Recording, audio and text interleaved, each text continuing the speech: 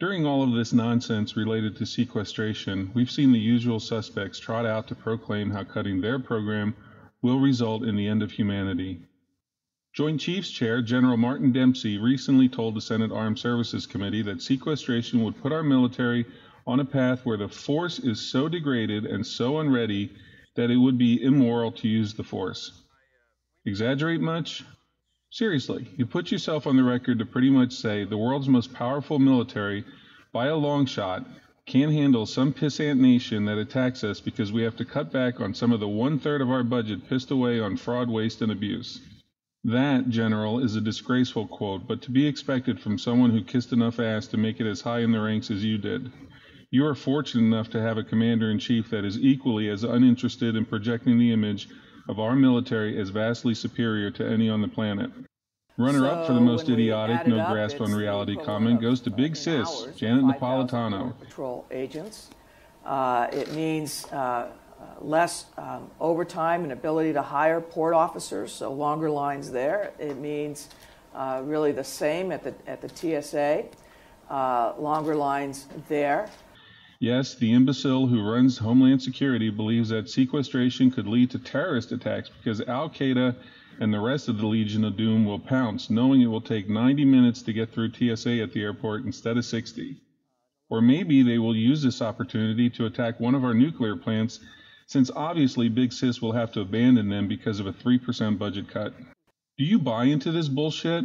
I certainly don't, but what bothers me more than career bureaucrats like Dempsey and Big Sis are the hypocrites that come out of the woodwork during times like this to lecture us on how not permitting this continued fraud and theft is going to hurt the children. Oh, you know who they are. Politicians, union officials, the occasional airhead celebrity. Just mention cutting funding for anything related to education and watch them spring into action. Now, if their hearts were in the right place, it would almost be tolerable. They could just be labeled as stupid and we could move on. But they're not stupid. They're greedy, corrupt, and could care less about children except to manipulate them and ignorant adults into thinking that children will only have a future if we pour more money into education. Remember, this group is expedite the financial collapse. We see what is in store for our children, and we also see what the current generation is doing to prepare to pass on a destroyed, broke, worthless nation to the kids. So who are some of these frauds? Well, I could start at the top, but we'll save Barry for later. Close to the top is Nancy Pelosi. She'll proudly tell you that she supported a nationwide Amber Alert system as well as every educational bill that came down the pike. Well, unless it involves school choice. That she couldn't support because her puppet masters in the union wouldn't allow it. They wanted the money hose pointed in their direction and not used for something like parental choice. Dennis Van Rokel, president of the National Education Association. You know them. They lobby for public schools and pull the strings of people like Nancy Pelosi. Now, Dennis thinks that sequestration shortchanges students. As a matter of fact, that's exactly what he said. Sequestration shortchanges students. He demands attention, and to get that attention, he tells us that kids will face larger class sizes and nowhere to go before or after school. It will be the zombie apocalypse, according to Dennis. But what this dipshit doesn't think about is what all those years of waste and bloat by people like him has done to the next generation of kids. What will they face? Where will they go? Who knows, but what we do know is people like Dennis won't give a rat's ass of thought to it because he's content to be a mouthpiece until he is a drain on the government and, yes, taking money away from children. Maybe not so much of a drain since he makes north of $300,000 a year. But if he handles his money anywhere close to how he expects the feds to handle your money, then I would expect him to be in the poorhouse soon after he leaves his cushy job. Next, we look at the top education official in the government. U.S. Secretary of Education Arne Duncan has said that, essentially, we're just playing chicken with the lives of the American people. He also said that current teacher layoffs are a result of upcoming sequester-related layoffs, but when challenged, admitted that his head was up his ass and he had no clue what really happened. Nice try, Arne. So I guess the fact that you are one of Obama's lackeys and the fact that you appear to be trying to ride out another 4 years on the job means that your impression is that the American people who matter to you, voters, union members, fellow lackeys, mean more than the children in this country. Your position has clouded you into thinking that there is nothing in the world besides a well-funded union public school classroom. That doesn't matter to you, only cuts. I suspect, Arn, that if you were Secretary of Defense, Navy ships and being able to fight wars on behalf of other nations would be what matters to you. Arn says 70,000 kids will be dumped from Head Start. Why on earth hasn't a reporter asked him to explain how these kids will be selected? Will it be some sort of sick Hunger Games style competition, or will it be decided after the actual budget savings are spent analyzing the household incomes of all the families that make use of Head Start? It boggles the mind. Now here is an example of someone who has her heart in the right place but is being duped into being a prop for the media. WJLA TV in Washington aired a report on sequestration and the effect it'll have on education. Now, we've heard plenty of generic type ramblings about how it will hurt education, but WJLA stepped up the rhetoric by featuring Debbie Salin, who formed a group called the Lollipop Kids Foundation. They refurbish and donate wheelchairs to families in need. Very admirable. But, unfortunately, she is either willingly or not willingly being used as a tool by the media. Her child has special needs. She works with special needs children. So in addition to asking her about her troubles, they have to toss in a nonsensical comment that parrots the party line. Now, I'm old enough to remember when the left accused Reagan of turning all the mental patients out into the street and how cold and heartless it was.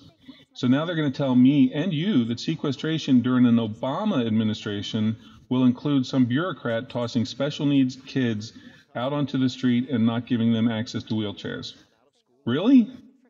Again, they want you to think that we are in a tailspin out of control.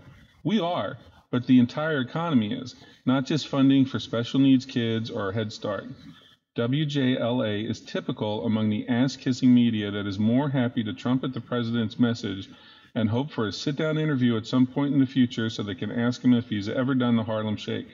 So how about, dear leader, the demagogue-in-chief, Caesar, who believes that if you can't randomly bomb them into submission, then just go campaign, all of the time. President Obama shovels shit better than anyone I have ever seen in my lifetime. A good deal of that is because of his politics and skin tone. The media is afraid and unwilling to bring him down as they did Bush, Clinton, Bush the father, and tried to do with Reagan. He should be treated like Nixon, but instead he is still treated like the Messiah he somehow thinks he is. The only thing the media asks in return is the occasional puff piece or payback to Hollywood. By the way, nice use of the military as props there, Michelle. Obama and Arn are in lockstep in parroting the hypocrisy of education spending. It's for the children. Really? If it is for the children, then why isn't every dime of the federal budget spent with an eye towards the future for the children? Is that concept too deep for you, Mr. President? It's hard to tell if you ever were in touch with what the average person thinks about.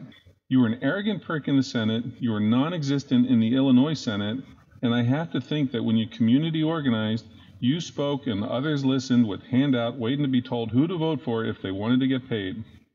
Our children, the children of the people who watch these videos, have little to look forward to. They won't blame just you, Mr. President. They will blame your predecessors, the good ones and the bad ones.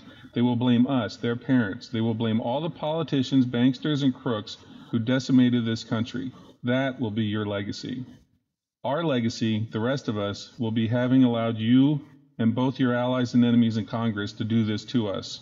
If you are still watching this, you care about the future. You may be drawn to supporting a special interest, but you care. You should care about the overall economic health of this nation.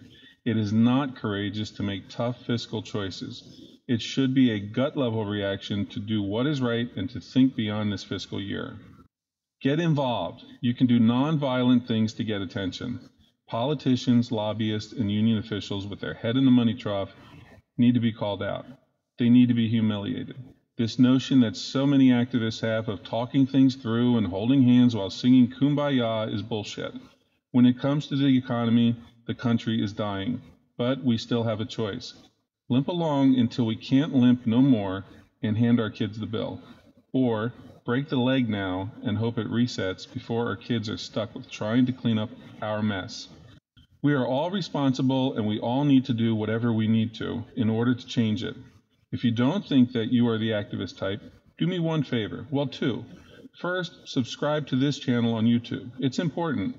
Second, list 5 people who you feel are in a position of power and influence in the business of the nation. Go find them on social media, sign up for their page, and let them know how you feel. You don't have to call them an asshole if you're not comfortable with that, but let them know that you expect more, and then pay attention to see if people respond favorably. If they do, point them to this group. It's important that we grow. We need a lot of voices to get our message across. Pointing out hypocrites is a good start, but we need to keep the pressure on.